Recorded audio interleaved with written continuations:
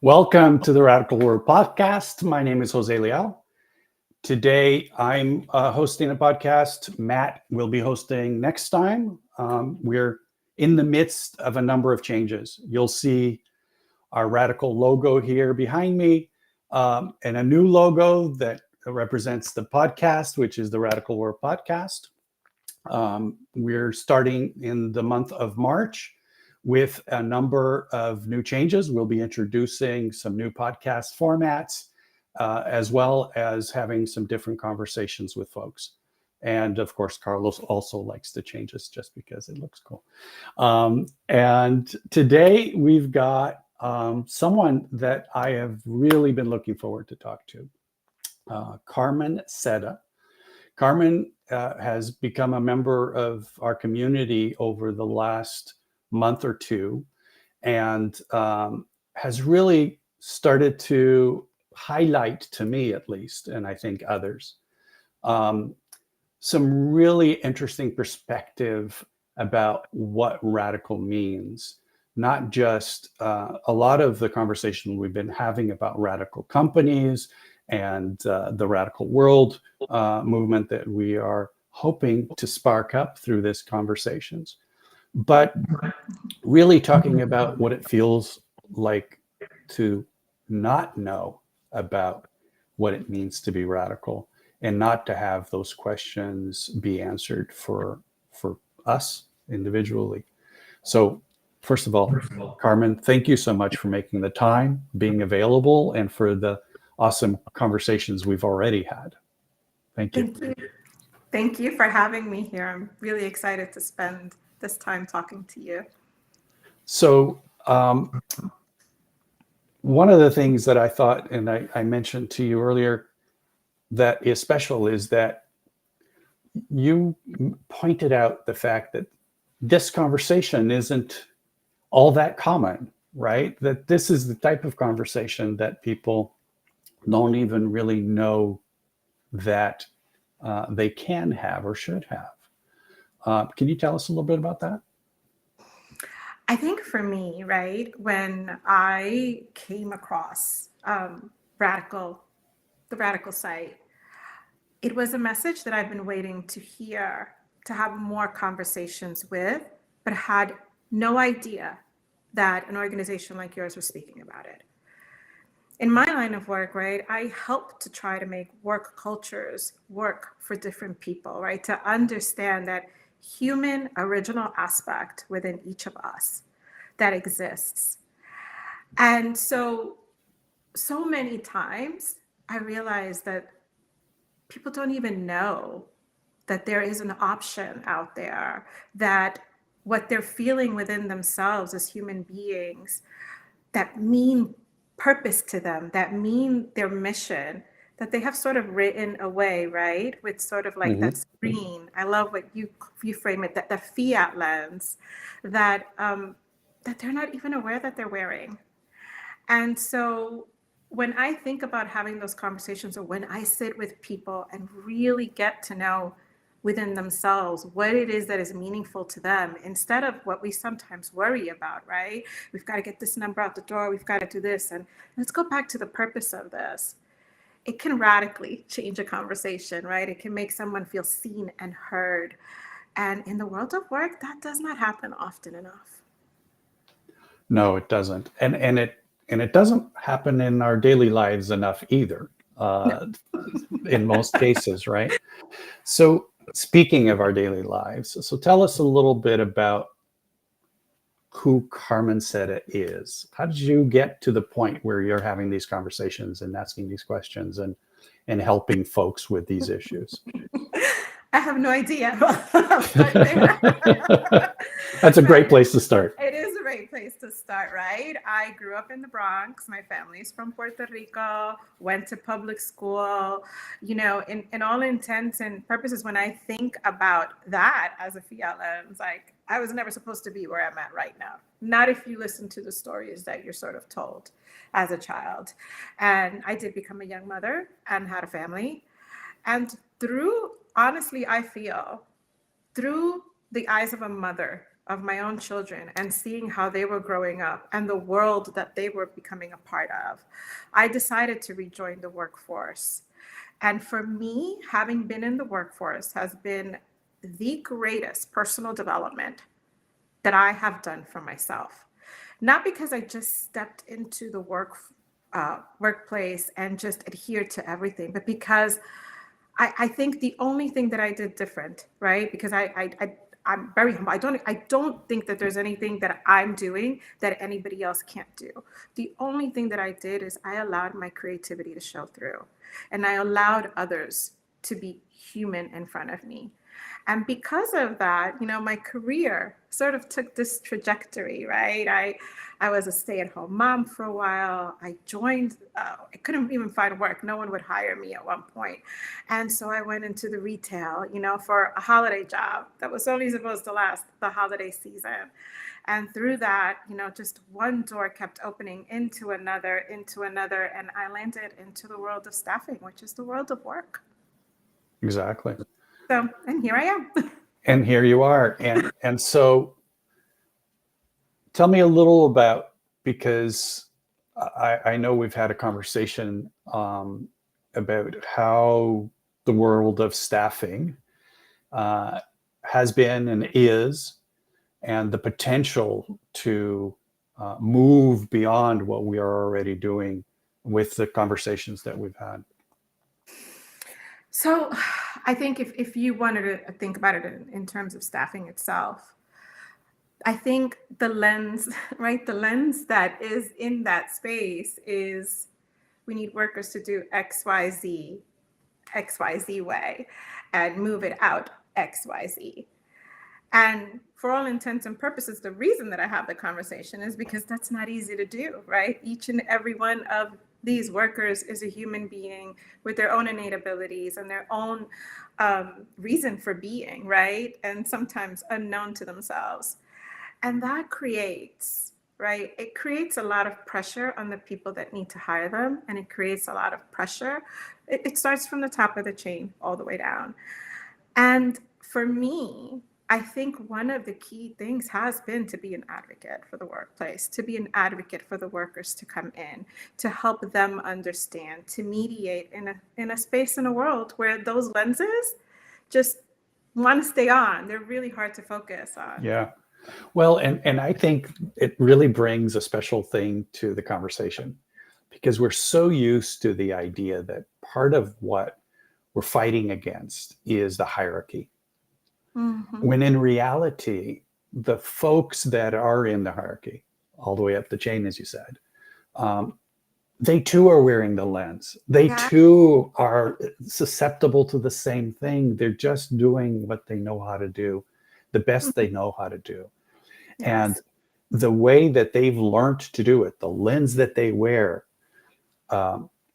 causes them to just go by and do it. And they feel that I've been there, right?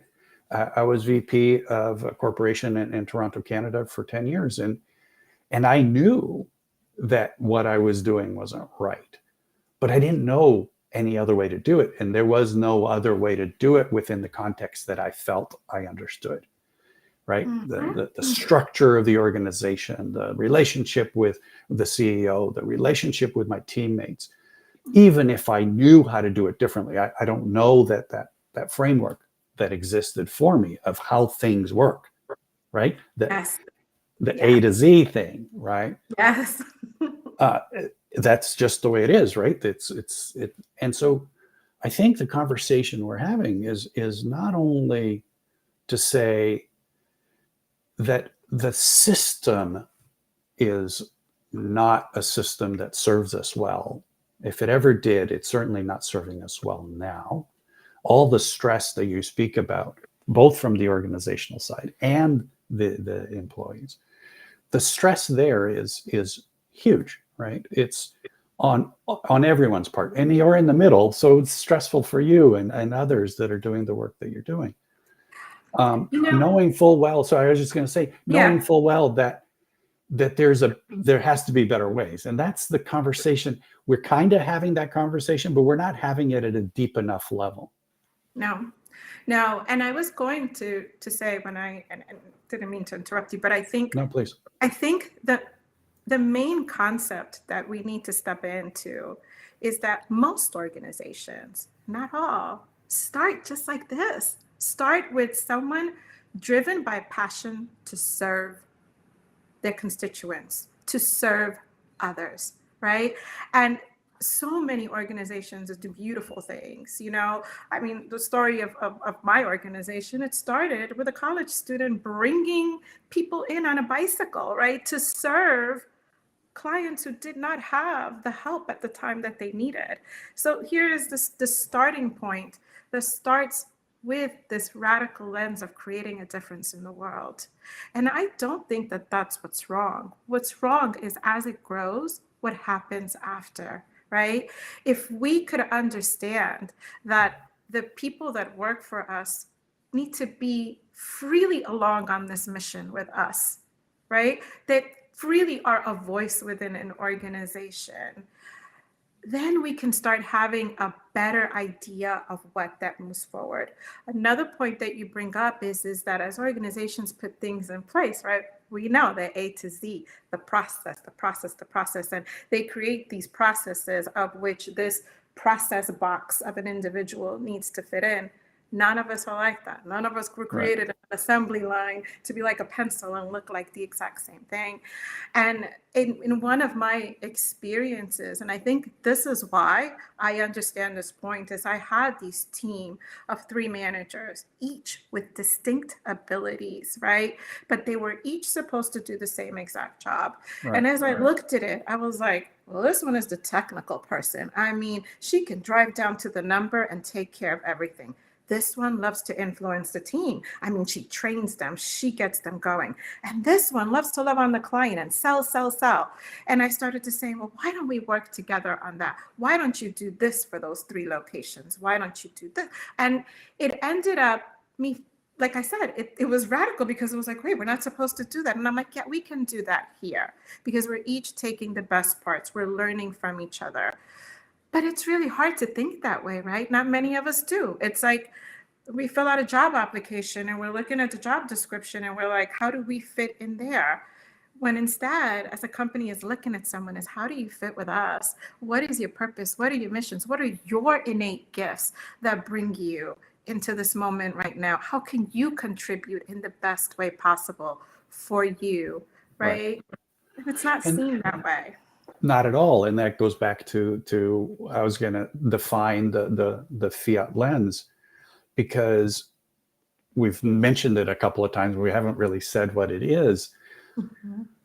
And listeners, viewers of the podcast have heard this many times, and those who haven't, the idea that we have created a view of the world collectively. No one's done it for us intentionally. No one's trying to hurt us per se. Our parents didn't try to hurt us. Our community or our teachers, our bosses, no one's, or very few people are trying to hurt us, right? But they teach us what they've learned. And they've learned that the world needs to be controlled.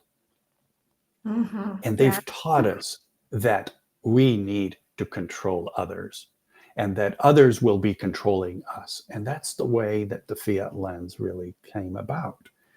It's this idea that people aren't worth trusting. They can't be trusted. They will be creating chaos if you don't tell them exactly what to do and how to do it and when to do it and why to do it. Well, you don't even need to tell them why to do it. You just need to tell them to do it, right? And so what we end up with is this culture of people who see each other as transactional bits, pieces to be moved around, like you just described, right? Those 3 managers, like, okay, here's your job profile. There it is. Go do it and stay within the box. And, and your sense of who these people were, your ability to see into their personality, the purpose that they have in this world, gave them an opportunity to do something different, to be something more like what they're capable of doing, and what gives them passion. Because none of us want to do the things we don't want to do, right? No, Because it's just not, it's not us, no. right? And being forced to do that generates stress. And I love to think about the work of Robert Sapolsky, because he's done such amazing work in understanding stress, both in other primates and ourselves, that when we're told to do something or forced to do something, it creates stress for us. And that stress doesn't just feel like momentary stress. I'm all stressed out right now, but it actually impacts our cardiovascular system. So our heart disease comes from that stress. And it's been shown over and over again that this is not only not healthy for us physically, but also emotionally, right? No. Then we're we get angry, we get upset, and we start rebelling, we disconnect, we disengage. A Mm. huge problem that we're experiencing in the workplace. People are disengaged. Why are they disengaged? Well, because they live in a world of stress, a world of having to do things because the lens that the people who are giving them the work Mm. is one of having to control the situation. Because, like I didn't, it sounds like you did, which is amazing, but like I didn't, people just do what is easy to do, which is to control the situation, rather than learning to connect with people and giving them the room to negotiate a place for them, one that is in keeping with who they are. Jose, but it takes a mission to get there, right? And what you just shared, that is the why. That is what, for some reason, we don't see. We have a blindfold on to what is occurring within our bodies when we're in these states of prolonged stress. And I say this because about 6, 7 years ago, I went through a major burnout, and it didn't make sense to me at the time because I had all these A through Z goals that I was going to meet. And here I was meeting them. And I remember, like the American dream of buying your own house. And, it was after my divorce and I bought my own house, and I'm sitting there and I'm like, I did it. I got what I wanted. But I still had this insane amount of anxiety within my body. I still couldn't sleep at night. I still couldn't. And I was like, okay, what is going on with me? Like, what is wrong? Right? Everything outside was fine, right? By all intents, I had gotten promotion at work. My kids were off to college. I got the house, the car that I paid for. Like, according to that lens, I was doing remarkable, and I was being commended at how strong I was and how, wow, how did you get this done? But my body wasn't feeling it. My body was in a state of survival mode and stress. And I say this because I now use that as my compass. I use that as my compass. When I am feeling stressed, I'm knowing something isn't right. I'm feeling controlled by something that isn't genuine to me. And we know it, right? Another thing that you mentioned in your conversation was about people being told what they had to do and how you do it. Yet you complete those tasks and you feel no source of satisfaction out of them because the next day they're going to be right back on your plate and they're not really what you want to be doing. That is a sign. That is a sign that we are not living to our purpose. And as human beings, I mean, my God, we're only here for a limited amount of time. We're here to be living in purpose. Exactly. And that purpose is unique to each and every one of us. And Yes. that's part of the glory of life, is to discover it, to learn it, to be it in a way that we can. And yet no one teaches us that, No. right? No one teaches us that when we're younger. Um, the the work that we do as far as a society of teaching children to read and write versus the work that we could do to Mm, teach children to be themselves mm, and to understand what their feelings are saying to them. Stress isn't the fact that you can't cope, right? Stress is the fact that your body is saying, what's happening to me is not right. And that should be the lesson that we all teach each other. And yet we don't. We blame people for not being strong enough. I felt that. I felt that at work when things were really, really stressful. What I would do is not sleep, as you describe, and think for myself, oh, wow, my colleagues are okay with this. Why am I the one that can't cope? Why am I not strong enough? Why am I the one that's struggling so hard with this? And it turns out later, all of my colleagues were feeling the same way, but none of us were willing to show it. mm. Right. No, And it's that's the conversation. that is. That's the conversation. Radical isn't just about the fact that we want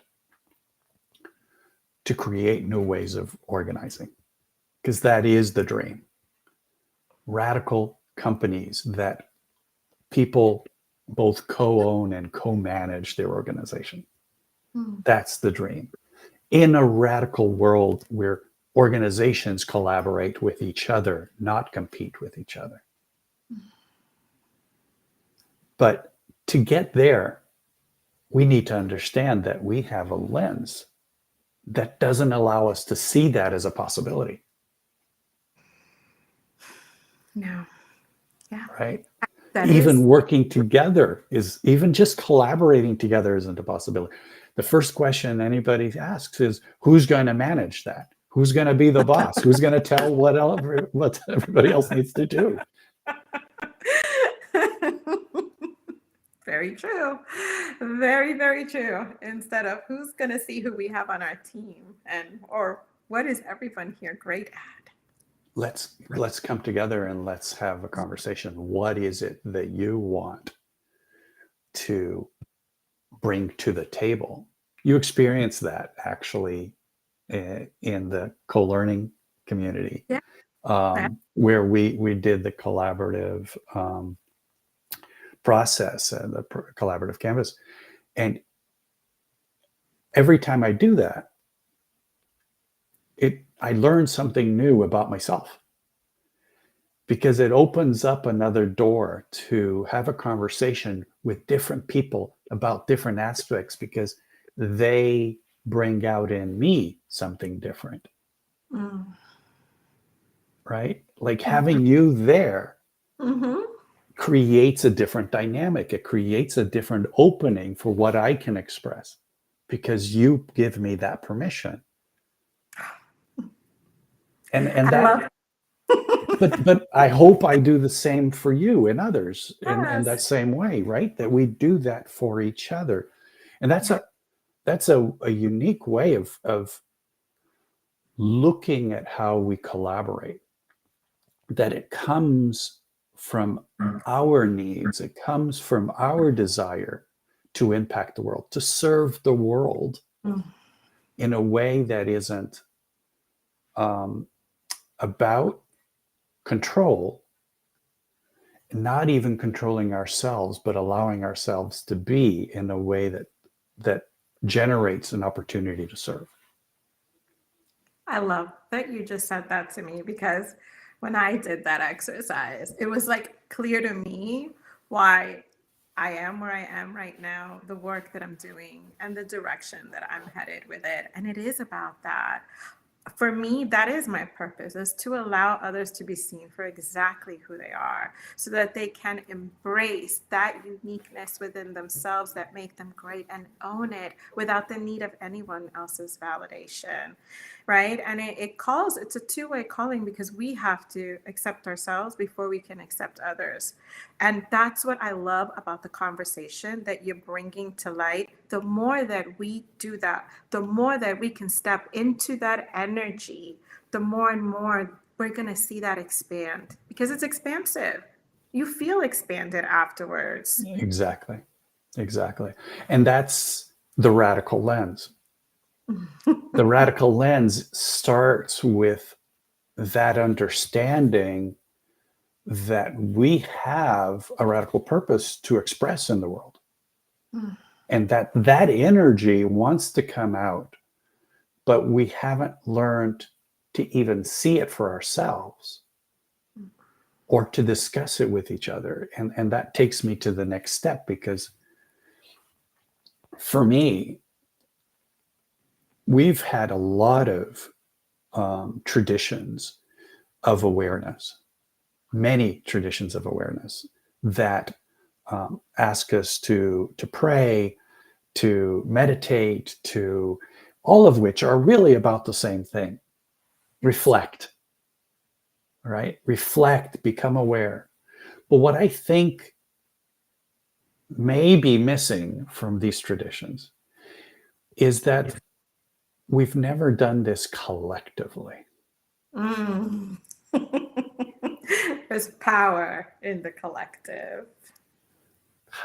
How do we have this awareness experience, this journey of a radical lens, Mhm. from a place of shared experience, a place of helping each other go through it, questioning one another, having this language, this way of understanding what's happening, become a part of our day to day, not simply in our bedrooms or in our living rooms with our eyes closed, but in connection with each other.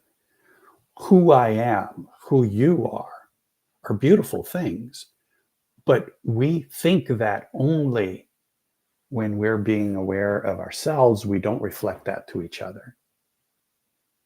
How do we do that? How do we honor each other's uniqueness in a way that brings it to light? I love that you mentioned that, right? Because again, back to that part of my story where I'm going through this body traumatic stress experience. And I did all of the things that you just mentioned, right? I did Reiki, I did a meditation, I am a yoga teacher. And for me, when you're saying that's what everyone is searching for, right? And yes, all of those modalities are immensely, immensely beneficial, right? They help you to start listening to yourself, to bring awareness to yourself. But the minute that you step away from that mat, the minute that you step away from it and you enter back into that fiat lens world, it stays there, right? And so Yeah. what's missing is exactly what you're saying, is that collaboration, that collective knowledge of not only that wisdom within me, but that wisdom within you, and how those two wisdoms serve each other. Right? That's the beautiful part of it. Yeah, I've started to think that becoming or awakening or growing cannot be done by me alone. No. If I every day, we have this lens that we use, and it's like, if every morning I flip this up, by the end of the day it's slammed back down, Oh right? yeah. Oh Because yeah. I can wake up and go, yeah, I'm going to be my radical best self today, right? Mhm. And then all of the fiat stuff just kicks in, and you have to do this and you have to do that and you have to do that and you have to do that, and before you know it, it's slammed shut again. And at the end of the day, you're exhausted again and you're stressed again, Oh. because you're not in an environment that's helping you keep it up. Mhm. Yeah, we need No each one other to else say, is keep that supporting lens you. up. Put that thing back Exactly. up. Don't let it go down. It's going down again. Flip it back up again. Right. Not only to help me to say flip it up, but also not to be the one that imposes it. Right? Which that is hard too. Right. Because if someone's imposing it on me and I don't have the language to say, what lens are you using right now? Mm. Right. Yeah. Yeah. Because that question to me means that we're opening the door on a conversation that is critical for us to have individually in the workplace, because I don't think that there is a work me and a live, a life me, right? No, And no, and no, we spend so much time at work that if we can't do it there, where can we do it? no. I know we've had this saying too within our organization, bring your whole self to work, right? And embracing diversity and inclusion. And what you just said reminds me of that. But it has to be in every part of our lives. Bring ourselves to work, who we are, how we are. And it is amazing, right? When you think about it, that we've got to learn how to separate for us to see that we are a unit of a whole, right? Yeah. And we've heard that said in so many different ways. We are one, yes, and we are others. And I've told others, it's like if we really start to look at it, we are the kaleidoscope, right? With all the little colors and triangles that sort of fit together, each one very different and unique. That's exactly how we're meant to be. We are this whole, but each and every little piece is different, just like each and every wave of an ocean. It's different size, at different depths. That is what makes us who we are. But until we learn that that inner piece, that little piece that belongs in the whole, comes from inside of us and not the reflection outside of us, right?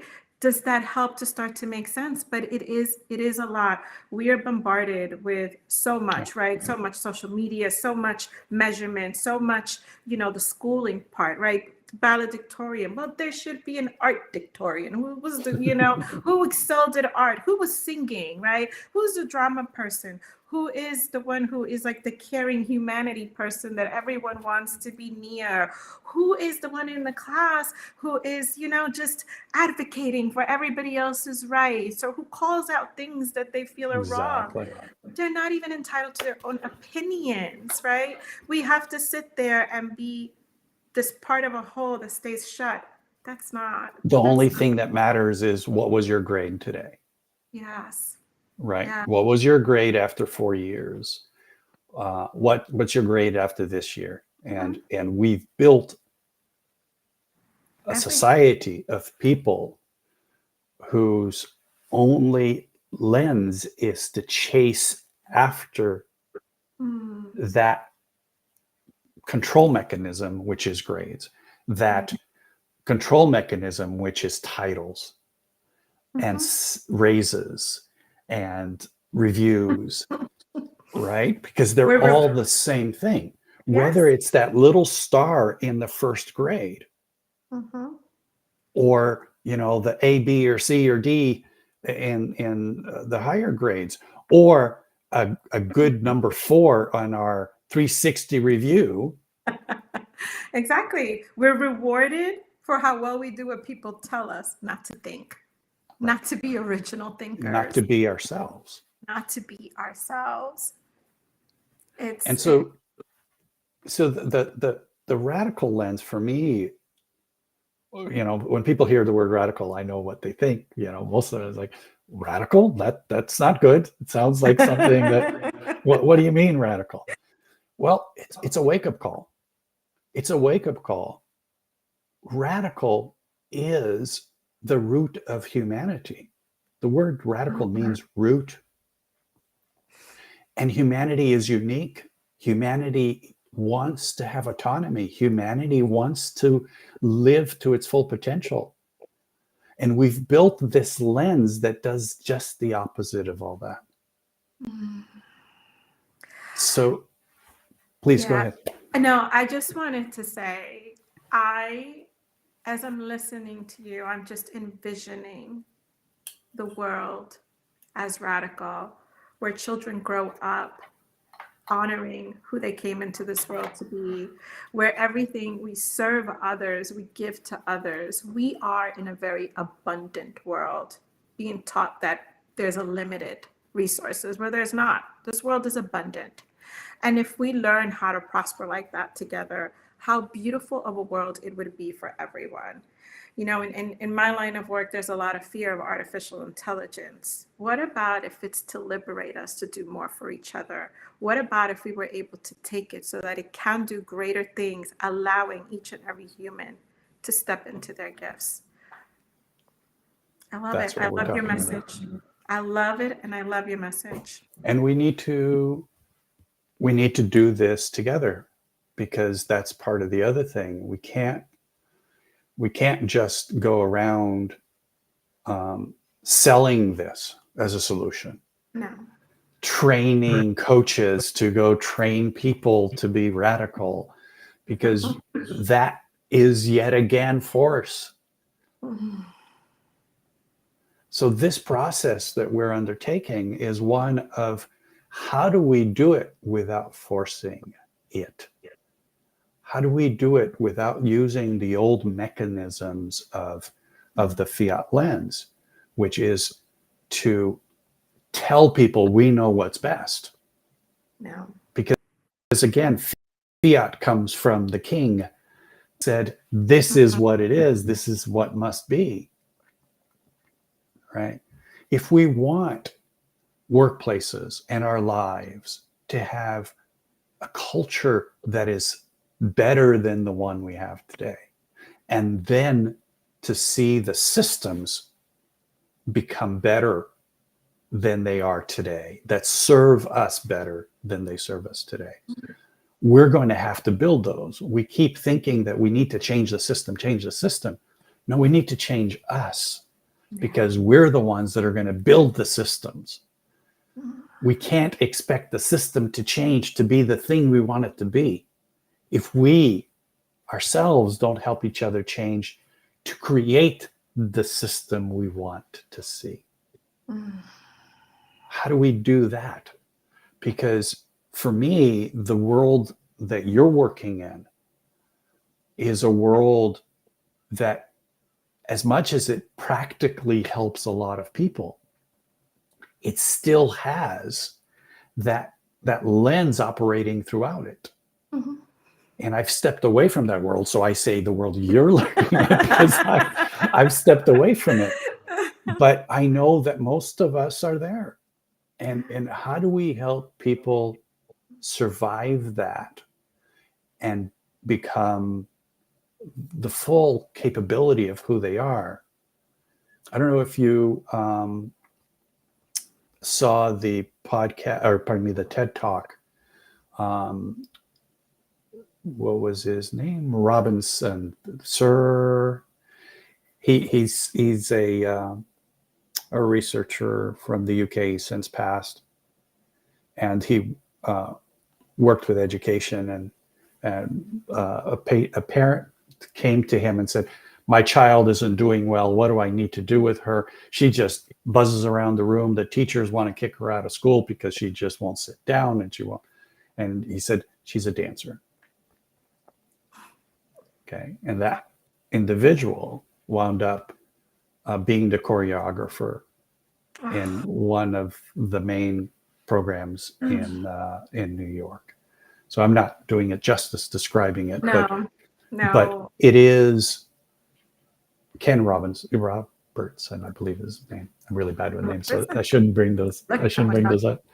But it is a very popular TED Talk, because it really shows what we're talking about, that each of us have something to share with the world. And when a fiat lens, someone else's fiat lens, is being used to define who we are in the world, we're breaking that natural system, that natural order of what should be and how we could be. So yes, it does. let me ask you a couple of questions because Okay. I can't, now that I've got you here, I don't want to let you go, but we do need to wrap up. Um, I think that the work that we're doing is very, very important. Obviously, I wouldn't be doing it if I wasn't, certainly with my radical lens on, right? Mhm. And one of the things that I find really special is finding people like you who are not only eager to do this work, but have done the work to lead them to feel that this is just the next step. What would you say to folks that are either not quite there yet or have just gotten there? How would you tell them your experience of what it means to realize that this conversation is being had and that there is an opportunity for us to collectively change us, the community, and the world? Mm. For me, I tell people that I've come into contact with, number one, their bodies. Their bodies, what they're feeling within their bodies is telling them something. Number two, you are your own master. You are your own guru. No one is going to know what is in your heart and soul and purpose other than you. And the day that you stop measuring yourself against what the outside world wants you to see and let what your inside wants you to see, right? That is the pinnacle of change. That is where our freedom, not totally happiness, right? Happiness comes through a whole host of different things, but that in itself is our key to the freedom to being ourselves. And when it comes to your message, is that the more and more that those free people step out into this world, the more that I do the work that you're putting forth and other people are putting forth, the more that they do their own work, the more and more we're going to live in a place that allows each and every human to be exactly who they're supposed to be. I expected a beautiful answer and I got it. Thank you so much. Okay, so here's my last question. What's your dream for a radical world?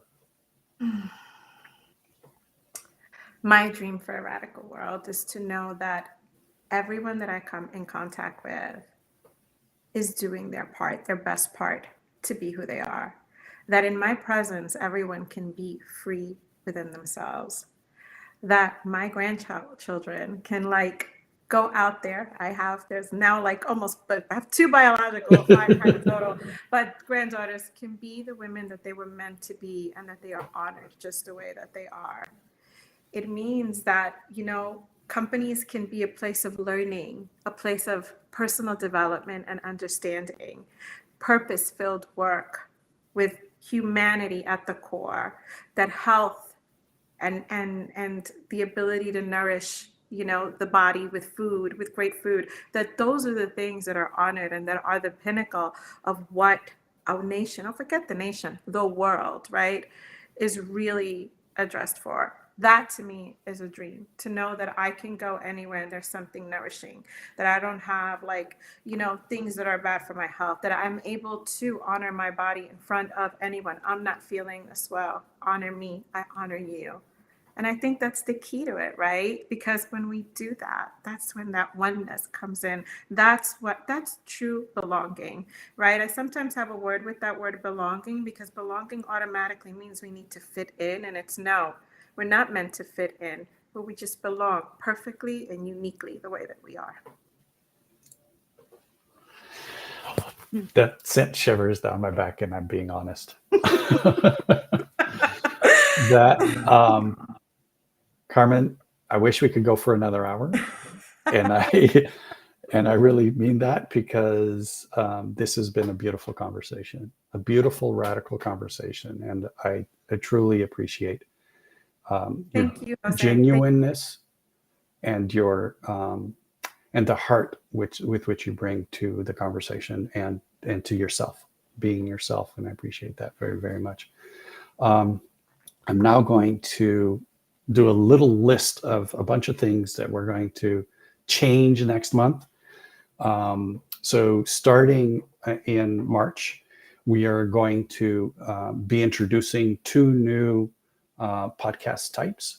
We're going to be doing Radical Pioneers, which is a conversation with Matt Perez, my partner, and myself, about how Radical came about, what drove us to do this crazy thing, and how did it over the years, and it has been years, did it become what it is today, and to tell the story of what Radical and the Radical world is about. And so that's one segment that we're going to be having every a couple of times a month. We're also going to be doing Radical Bits. People like Carmen and others will be able to participate in the podcast by having their segment, a Radical Bit, talking about what they're passionate about. And it's up to them what they say and how they say it. They're part of the Radical community, and they'll be able to participate in the Radical Bits segment that we'll be doing. And of course, we'll continue having these conversations as we have been. I'll be doing one, Matt will be doing the other. We'll be doing 2 per month in this Radical World podcast conversations. So thank you very much again, Carmen. Thank you to our audience for listening and watching this, and looking forward to seeing them and hearing them next month in all of the new types of segments that we are going to be having. Would love to profusely thank you for your words today and the passion with which you brought to the conversation. So looking forward to doing more with you, looking forward to your Radical Bit, and also looking forward to us working together in the co-learning community as we move forward. So that being said, it was a real pleasure, and we'll see you soon. Same here, Jose. Thank you. Thank you.